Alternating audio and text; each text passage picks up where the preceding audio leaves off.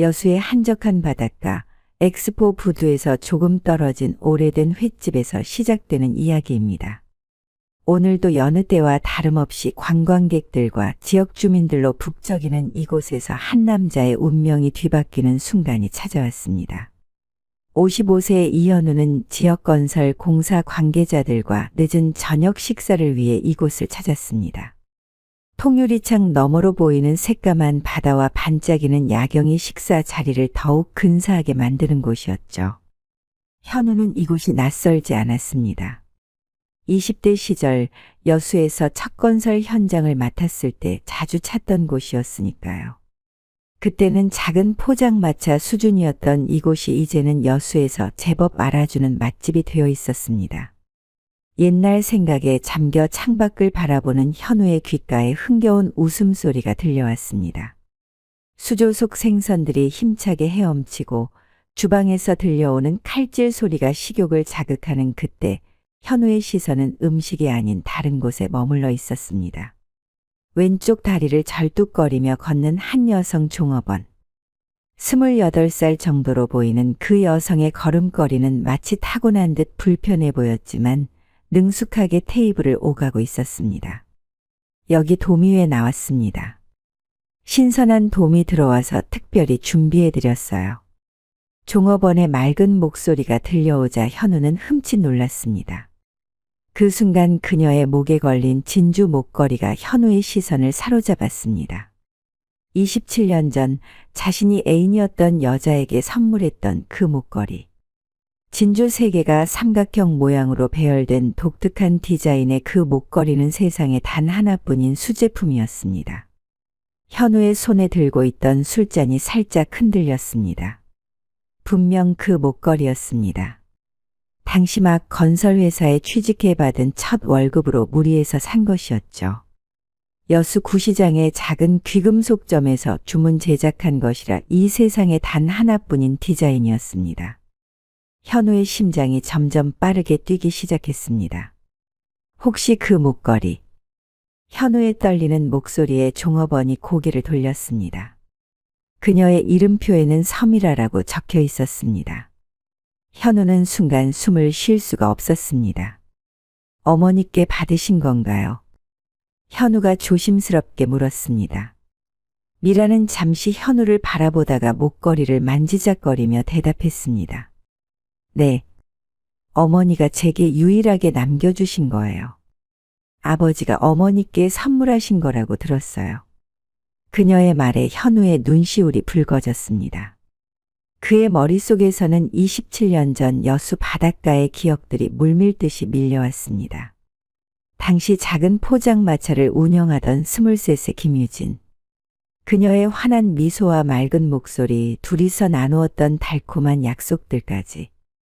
혹시 어머니는 지금? 현우의 조심스러운 질문에 미라의 표정이 어두워졌습니다. 많이 편찮으세요? 얼마 전에 말기암 판정을 받으셨어요. 지금은 호스피스 병원에 계시죠. 순간 현우의 손에 들린 젓가락이 떨어질 뻔했습니다. 마치 천둥벼락을 맞은 것 같았습니다. 27년 전 그는 도망쳤습니다. 아니, 정확히는 도망칠 수밖에 없었습니다. 그리고 지금 그의 앞에는 자신이 저버린 사랑의 증거가 서 있었습니다. 회식 자리는 시끌벅적했지만 현우의 귀에는 아무것도 들리지 않았습니다. 오직 자신의 심장 소리만이 크게 울렸죠. 이제는 더 이상 도망칠 수 없다는 것을, 도망쳐서는 안 된다는 것을 마음 깊이 알았습니다. 미라는 다른 테이블로 향했고 현우는 그녀의 뒷모습을 바라보았습니다. 불편한 왼쪽 다리로 절뚝거리면서도 힘겹게 음식을 나르는 모습, 그리고 목에 걸린 그 진주 목걸이까지. 모든 것이 현우의 가슴을 후벼 팠습니다. 27년이라는 긴 시간 동안 유진은 어떤 삶을 살았을까요? 장애를 가진 아이를 혼자 키우면서 얼마나 많은 고통과 절망을 견뎌냈을까요? 현우는 자신의 나약함을 저주했습니다. 이제 와서 무엇을 할 수 있을까라는 생각도 들었습니다. 하지만 더 이상 도망칠 수는 없었습니다. 비록 늦었지만 이제라도 그들을 위해 무언가를 해야 했습니다. 1997년 여름, 여수의 작은 포장마차에서 그들의 이야기는 시작되었습니다. 현우는 건설회사에 갓 입사한 신입사원으로 여수 교량 건설 현장에 파견되었습니다. 처음에는 시골 도시에서의 근무가 못마땅했지만 그곳에서 현우는 운명 같은 만남을 하게 됩니다. 포장마차에서 홀로 장사를 하던 김유진, 현우와 같은 나이였지만 그녀는 이미 생계를 책임지고 있었습니다. 어릴 때 아버지를 여의고 홀어머니와 함께 포장마차를 운영하던 유진은 누구보다 씩씩하고 당찬 모습이었습니다. 여기 회덮밥 하나요.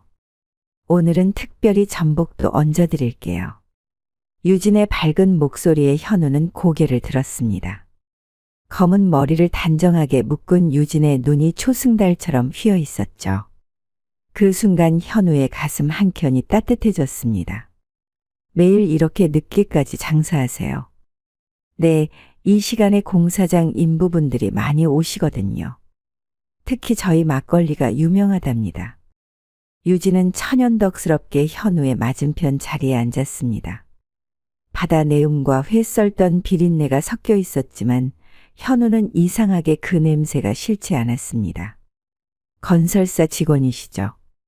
요즘 교량 공사 때문에 손님이 많이 늘었어요. 유진의 말에 현우는 고개를 끄덕였습니다. 평소라면 거만한 태도로 대꾸했겠지만 그날따라 말이 잘 나오지 않았습니다. 저기, 일 끝나고 시간 되세요. 현우의 질문에 유진은 잠시 망설이다 수줍게 웃었습니다. 그렇게 그들의 비밀스러운 만남이 시작되었습니다. 매일 밤 11시 포장마차 문을 닫은 유진은 현우와 바닷가를 거닐었습니다. 별을 세어가며 이야기를 나누고 파도 소리를 들으며 서로의 꿈을 이야기했죠. 우리 어머니가 이 포장마차를 시작하셨어요. 제가 5살 때 아버지가 돌아가시고 어머니 혼자 저를 키우시면서 이곳을 꾸려오셨죠. 유진의 이야기를 들으며 현우는 처음으로 자신과는 다른 삶을 이해하게 되었습니다. 돈이 전부가 아니라는 것도 진정한 행복이 무엇인지도 유진을 통해 배웠습니다. 달빛이 바다를 비추던 어느 밤, 현우는 용기를 내어 유진의 손을 잡았습니다. 차가운 바닷바람이 불었지만 두 사람의 마음은 그 어느 때보다 뜨거웠습니다.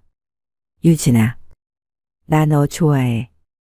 서툴게 고백하는 현우의 말에 유진은 아무 말도 하지 않았습니다. 대신 현우의 어깨에 살며시 기대왔죠. 그것으로 충분했습니다. 하지만 행복한 시간은 오래가지 못했습니다. 유진이 임신 사실을 알게 된 것은 9월 초였습니다. 창백한 얼굴로 현우를 찾아온 유진의 모습에 현우는 가슴이 미어졌습니다. 현우 씨, 나 어떡하죠? 걱정하지 마. 내가 다 책임질게. 우리 결혼하자. 현우는 유진을 꼭 안아주었습니다. 떨리는 그녀의 등을 쓰다듬으며 현우는 결심했습니다. 하지만 현실은 그리 녹록지 않았습니다. 대기업 건설사 임원의 아들인 현우의 아버지는 분노했고 포장마차 딸과의 결혼을 완강히 반대했습니다. 감히 내가 우리 가문의 먹칠을 하려고 당장 그 여자랑 헤어져. 아버지, 저 정말 유진이를 사랑해요. 제발. 사랑. 내가 뭘 안다고. 내일부터 미국 본사로 발령났다. 떠날 준비나 해. 현우의 애원도 소용없었습니다. 결국 그는 강제로 미국으로 발령나게 되었고 유진과의 모든 연락이 끊겼습니다. 유진은 매일같이 현장 사무실을 찾아왔지만 현우의 부모님이 보낸 사람들은 차갑게 그녀를 내쫓았습니다. 현우는 미국행 비행기에 오르기 전 마지막으로 유진에게 편지를 띄웠습니다. 하지만 그 편지가 유진의 손에 전달되었는지는 알 수 없었습니다. 아버지의 손 아래 사람들이 모든 연락을 차단했으니까요. 뉴욕에 도착한 현우는 매일 밤 유진의 꿈을 꾸었습니다. 차가운 도시의 밤거리를 걸으며 여수 바닷가에서 함께했던 시간들을 떠올렸습니다. 유진의 웃음소리, 따뜻했던 손길, 그리고 마지막으로 보았던 눈물 젖은 얼굴까지. 형, 이제 그만 잊으세요.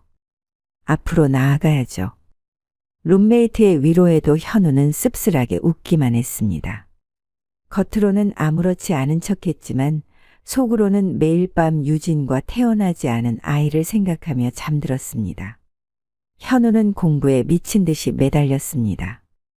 잠을 줄이고 인턴십을 하면서도 최상위권 성적을 유지했고 마침내 MBA를 취득한 후 뉴욕의 대형 건설사에 취직했습니다. 승진도 빨랐습니다. 이현우 이사님, 이번 프로젝트 정말 대단하십니다. 동료들의 찬사가 이어졌지만 현우의 마음속에는 늘 허전함이 가득했습니다. 돈과 명예를 얻었지만 진정한 행복은 그 어디에도 없었습니다. 45세가 되던 해 현우는 한국으로 돌아왔습니다. 아버지가 위독하다는 소식을 들었기 때문입니다. 임종을 앞둔 아버지는 현우의 손을 잡고 마지막 부탁을 했습니다. 회사를 내가 맡아야 한다. 그렇게 현우는 아버지의 건설회사를 물려받게 되었습니다. 하지만 그의 첫 행보는 의외였습니다. 여수의 옛 포장마차 거리 부지를 매입한 것입니다. 유진아, 널 찾고 싶어. 하지만 그곳에는 이미 큰 상가 건물이 들어서 있었고 유진의 흔적은 찾을 수 없었습니다. 포장마차들은 모두 사라졌고 그들이 걸었던 바닷가 산책로도 많이 변해 있었죠. 그렇게 또다시 10년의 세월이 흘러 우연히 찾은 횟집에서 현우는 운명처럼 미라를 만나게 됩니다. 그리고 유진의 안타까운 소식도 듣게 되었죠. 어머니는 저를 키우시느라 너무 고생하셨어요. 왼쪽 다리가 불편한 저를 혼자 키우시면서 미라의 이야기를 들으며 현우의 가슴은 찢어질 듯 아팠습니다. 유진은 홀로 장애를 가진 아이를 키우며 온갖 고초를 겪었고 포장마차를 정리한 뒤에는 여러 음식점을 전전하며 일했다고 했습니다. 그러다 결국 과로로 인한 암 진단을 받게 되었다고 했습니다. 지금은 호스피스 병원에 계세요. 말기암이라. 미라의 말에 현우는 그 자리에서 일어났습니다. 더 이상 망설일 시간이 없었습니다. 이제라도 그들을 위해 무언가를 해야 했습니다. 미라 씨, 나는 떨리는 목소리로 현우는 자신이 미라의 아버지라는 사실을 밝혔습니다. 미라는 처음에는 믿지 않았습니다. 하지만 현우가 들려주는 옛 이야기들 그리고 진주 목걸이에 얽힌 사연들이 모든 것을 증명해 주었습니다. 어머니는 아버님을 기다리셨어요. 매일 밤 창가에 앉아 바다를 보시면서 미라의 말에 현우는 눈물을 멈출 수 없었습니다. 그동안 유진이 겪었을 고통과 절망을 생각하니 가슴이 무너져 내렸습니다. 이제라도 내가 모든 걸 바로잡고 싶어. 너희를 위해 살고 싶어. 현우의 진심 어린 고백에 미라는 잠시 침묵했습니다. 그리고 천천히 입을 열었습니다. 어머니를 만나보시겠어요? 여수의 한 호스피스 병원. 현우는 떨리는 발걸음으로 유진의 병실을 향했습니다. 미라가 앞서 걸으며 길을 안내했지만 27년 만에 재회를 앞둔 현우의 마음은 복잡했습니다. 어머니, 오늘은 기분이 좀 어떠세요? 미라가 병실 문을 열자 창가에 누워있는 유진이 보였습니다. 하얀 병실 침대 위에서 유진은 너무나 작고 여위어 보였습니다. 한때 바닷가의 햇살처럼 밝게 빛나던 그녀의 모습은 찾아볼 수 없었습니다. 미라야, 오늘은 누가 왔네? 유진의 목소리는 힘이 없었지만 딸을 부르는 음성만큼은 여전히 따뜻했습니다. 현우는 그 자리에 우두커니 서서 시간이 야속하게 흘러간 유진의 모습을 바라보았습니다. 유진아. 현우의 떨리는 목소리에 유진은 천천히 고개를 돌렸습니다. 그녀의 눈이 커졌고 마른 입술이 조금 벌어졌습니다. 현우 씨. 유진의 눈에서 눈물이 흘러내렸습니다. 현우는 그대로 유진의 침대 곁으로 다가가 무릎을 꿇었습니다. 미안해. 정말 미안해. 현우의 사과에 유진은 고개를 저었습니다. 그녀의 마른 손이 천천히 들어올려져 현우의 얼굴을 더듬었습니다. 또 환각을 보나. 이제는 낮에도 보이나. 아니에요, 어머니, 정말 아버지세요. 미라가 다가와 유진의 손을 잡았습니다. 유진은 그제야 현실임을 깨달은 듯 놀란 표정을 지었습니다. 왜 이제 왔어요? 유진의 목소리에는 원망보다 깊은 슬픔이 묻어 있었습니다. 현우는 그동안의 이야기를 천천히 들려주었습니다. 미국으로 끌려가 보낸 시간들, 그리고 돌아와서도 유진을 찾지 못했던 날들. 그래도 우리 미라가 이렇게 잘 자라줬네. 유진의 말에 현우는 고개를 들었습니다. 미라는 조용히 방을 나가며 둘만의 시간을 주었습니다. 유진아, 이제라도 내가 너희를 책임지고 싶어. 치료비도 내가 다 책임질게. 이제 와서요. 유진의 날카로운 질문에 현우는 말문이 막혔습니다. 하지만 유진의 다음 말에 그는 놀라지 않을 수 없었습니다. 그래도 기다린 보람이 있네요. 미라 아버지가 이렇게 훌륭한 사람이었다는 걸 이제라도 알게 되어서. 유진의 눈에서 다시 눈물이 흘러내렸습니다. 현우는 조심스럽게 그 눈물을 닦아주었습니다. 이제부터라도 유진이의 치료와 미라의 미래를 위해 최선을 다할게. 제발 나를 용서해줘. 유진은 잠시 생각에 잠기더니 고개를 끄덕였습니다. 그리고 힘겹게 입을 열었습니다. 사실 난 현우 씨를 미워한 적이 없어요. 그저 우리 미라가 아버지의 사랑을 받지 못하고 자란 게 너무 안타까웠을 뿐이에요. 유진의 말에 현우의 눈에서도 눈물이 흘러내렸습니다. 그는 유진의 마른 손을 꼭 잡았습니다. 앞으로는 내가 미라의 진정한 아버지가 되도록 할게. 그러니 유진 씨, 제발 포기하지 말고 치료를 받아줘. 하지만 유진의 얼굴에는 이미 체념의 빛이 어려 있었습니다. 그녀는 힘겹게 미소를 지으며 말했습니다. 늦었어요.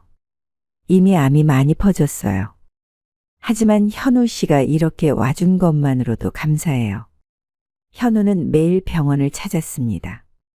회사 일은 부사장에게 맡기고 오로지 유진과 미라를 위해 시간을 보냈습니다. 어머니, 오늘은 기분이 조금 나아지셨나요? 미라는 매일 병실에서 유진을 간호했습니다. 불편한 다리로도 정성스레 어머니를 돌보는 모습에 현우는 마음이 아팠습니다. 미라야, 이제 내가 할게. 넌 좀 쉬어.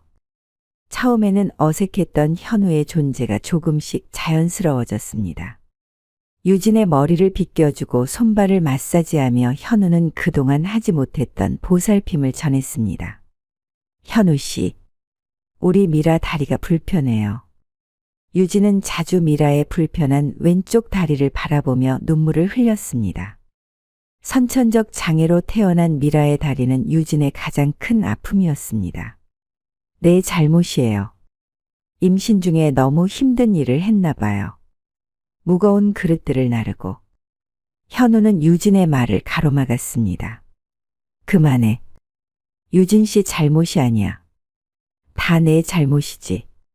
병실 창 너머로 석양이 물들어갔습니다. 현우는 유진의 마른 손을 꼭 잡았습니다. 미라를 위해 재활병원을 알아보았어. 새로운 치료법도 있다고 하니. 하지만 유진은 고개를 저었습니다. 이제 와서 그런 걸 바라지는 않아요. 그저 미라가 행복했으면 좋겠어요.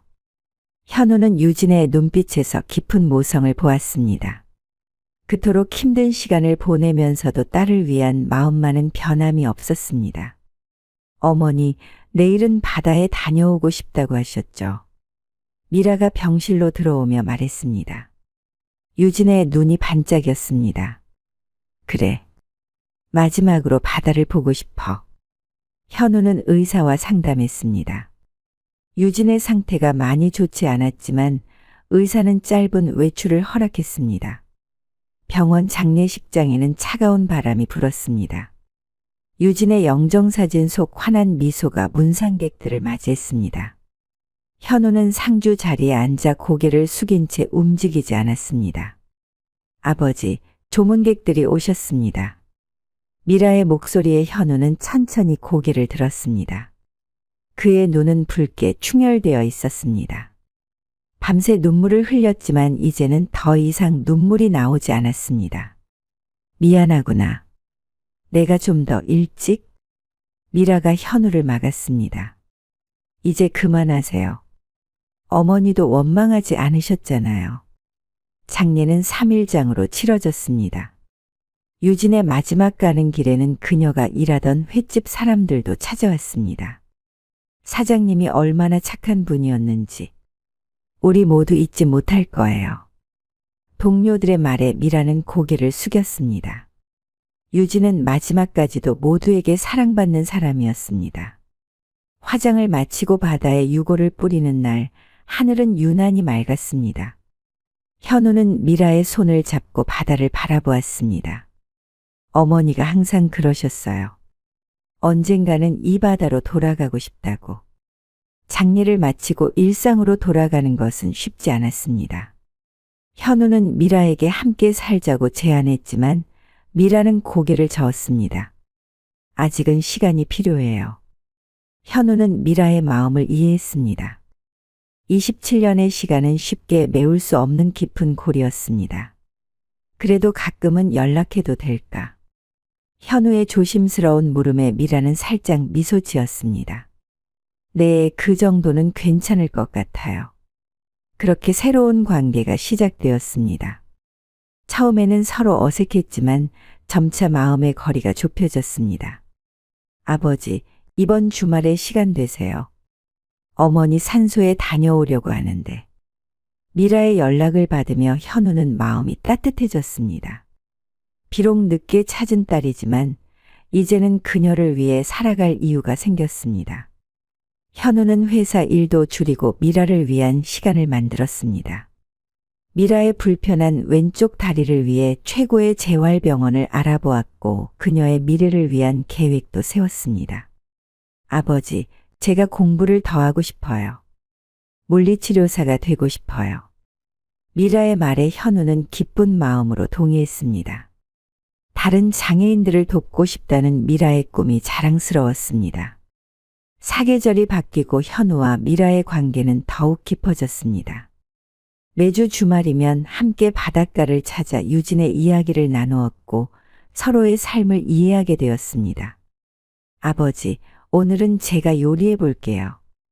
미라는 불편한 다리에도 불구하고 능숙하게 부엌을 돌아다녔습니다. 현우의 집 주방에서 둘은 함께 저녁을 준비했습니다. 어머니가 가르쳐 주셨어요. 한쪽 다리가 불편해도 무엇이든 할 수 있다고. 현우는 식탁을 준비하며 미라를 바라보았습니다. 유진의 강인함이 고스란히 딸에게 이어진 것 같았습니다. 아버지는 요리를 전혀 못하시네요. 미라의 장난스러운 말에 현우는 쑥스럽게 웃었습니다. 그래, 이제까지 혼자 살면서 다 배달로 해결했지. 저녁 식사를 하며 둘은 이런저런 이야기를 나누었습니다. 미라는 물리치료사가 되기 위한 공부 이야기를, 현우는 회사 일을 줄이고 사회봉사를 시작한 이야기를 했습니다. 어머니라면 분명 좋아하셨을 거예요. 미라의 말에 현우는 고개를 끄덕였습니다. 유진은 떠났지만 그녀의 마음은 여전히 그들 곁에 있었습니다. 다음 날 현우는 회사에서 장애인 재활센터 설립을 결정했습니다. 유진 재활센터라는 이름의 이 공간은 단순한 치료시설이 아닌 새로운 희망을 만드는 곳이 될 것입니다. 개원식 날 미라는 그곳의 첫 물리치료사가 되었고 현우는 이사장으로서 새로운 시작을 알렸습니다. 그들은 매일 저녁 같은 식탁에 앉아 하루를 마무리했고 조금씩 진정한 가족이 되어갔습니다. 바다가 보이는 재활센터에서 미라의 불편한 다리는 오히려 환자들에게 큰 위로가 되었습니다. 선생님처럼 저도 할 수 있을까요? 환자들의 질문에 미라는 어머니에게 배운 대로 따뜻한 미소로 답했습니다. 현우는 매일 아침 일찍 센터에 나와 환자들과 대화를 나누었고 과거의 차가운 사업가의 모습은 온화한 미소로 바뀌어 있었습니다. 석양이 물드는 바다를 바라보며 저녁을 먹는 날 미라는 아버지에게 물었습니다. 이제 정말 행복하시죠?